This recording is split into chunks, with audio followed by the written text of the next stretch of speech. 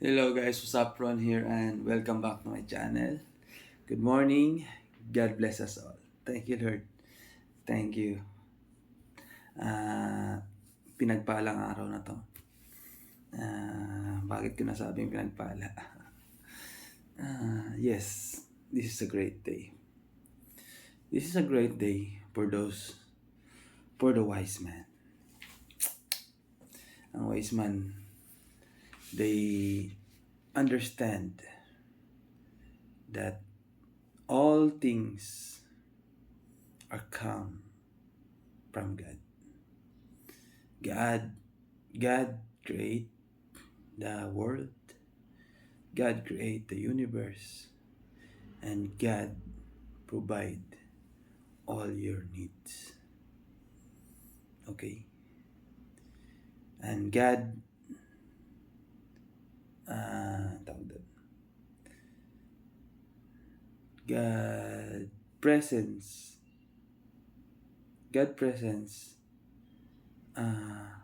come naturally, supernatural. Yung pagpapala ng Panginoon, yung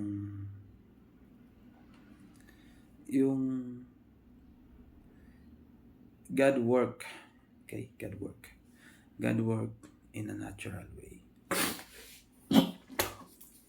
Ilang beses ko na pong na-experience yung presensya ng Panginoon. And pinapatotoo ko that God is alive. He's alive and He is listening to us. He is listening to our prayer. We don't see Him. Sabi nga dun sabi ni Father, yung anak niya natrap sa taas ng apoy sa susunog na yung bahay. Tapos ang sabi ng tatay, tumalon ka.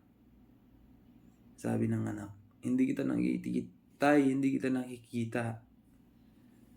Sabi ng tatay, hindi mahalaga kung nakikita mo ako. Ang importante ay naririnig mo ako. Naririnig mo ba ako? Sabi ng tatay. Sabi ng anak, oo, tay. Kung ganon, tumalun ka dito sa kung nasaan yung boses ko at sasaluhin kita.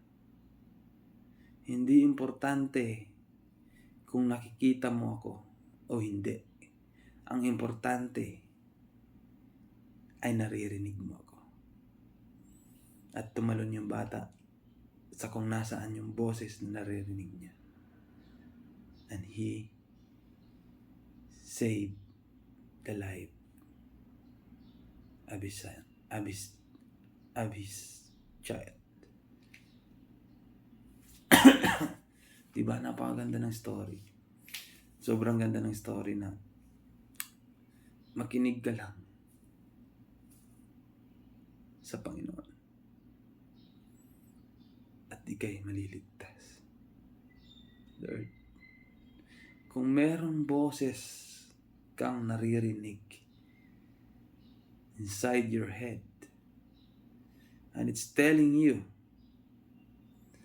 the good thing and the good thing will happen to your life.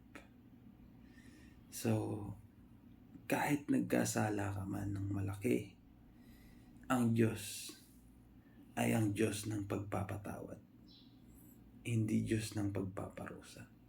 Humingi ka lang ng tawad sa Kanya. Patatawarin ka niya. Napaka-pagmahal ng Diyos at maawain sa Kanyang mga anak. Tayo yun. Isang hiling mo lang, hingi mo lang ng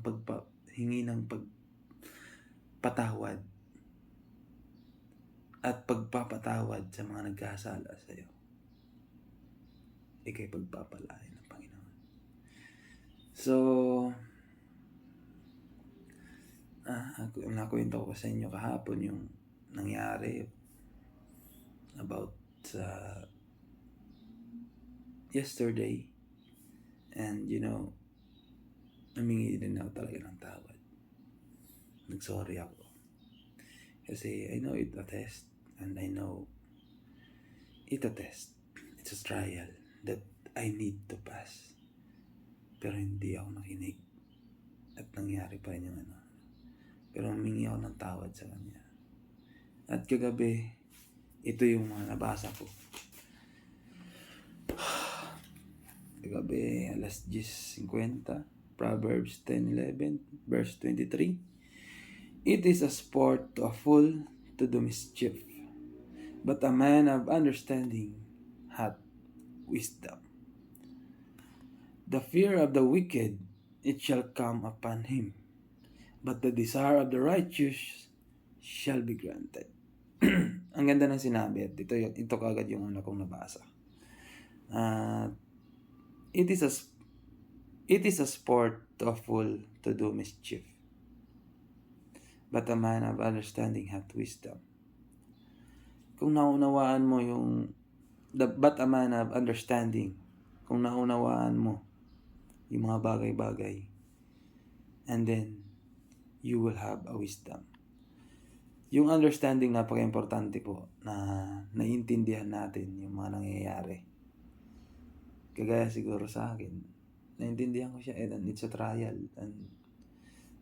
and that will be a wisdom that God given you. Okay? The fear of the wicked, it shall come upon him, but the desire of the righteous shall be granted. Ang ganda nito, sinabi dito. Sobrang natutuwa ako. Thank you, Lord. The fear of the wicked daw, yung mga takot ng mga masasama, it shall come upon him. Darating din sa kanya yung mga takot na yun. But the desire of the righteous shall be granted. Yan. Maging righteous tayo. Piliin natin yung tama. At yung mabuti. It shall be granted. Sabi. Napakapabuti ng Panginoon. Purihin natin. Pinupuri kita, Lord. Proverbs 9:10, verse 9. Ngayon ko lang nabasa ngayong mga. Give instruction to a wise man, and he will be yet wiser. Teach a just man, and he will increase in learning. The fear of the Lord is the beginning of wisdom, and the knowledge of a holy is understanding. Totoo to eh. The fear of the Lord is the beginning of wisdom. Fear to do something wrong. Fear to do bad things is the fear of the Lord. And if you have fear of the Lord, it is the beginning of wisdom, and the knowledge of holy is understanding. It is a beginning of wisdom kapag natatakot kang gumawa ng mga bagay na masama. And it will be the beginning of wisdom. And the knowledge of holy is understanding. Yun nga, yung knowledge of holy is understanding. Knowledge. Ang knowledge is accumulation of all information, and the knowledge of holy is understanding. Understanding, yung pangunawa. Accumulation of information, tapos naunawaan mo siya. Understanding. Napakahalaga ng mga bagay ng understanding. Yun yung napaka-importante sa buhay ng tao. Na naiintindihan natin yung nangyayari. Na naiintindihan natin yung mga bagay-bagay. So, napakaganda ng sinabi yung araw na to. Praise God, praise the Lord. Maraming salamat, Panginoon. Pinupuri at pinasalamatan kita, Panginoon. So, yun lang guys, no. Wala akong workout ngayon at natulog ako. Medyo nakabawi na yung katawan ko, medyo. talagang napagod tayo kahapon. Napersa sa exercise, nag-push up, nag-ano ako ng ito, para sa abs, tsaka yung pull-ups. Ngayon, pahinga. Bukas naman ulit tayo. Kahit pa talagang pipilitin ko yung 12. Kasi every other day naman eh. So, kaya ko yan. So, that's it for today's video guys. Maraming salamat and have a good day. Have a great day. Thank you and God bless us all.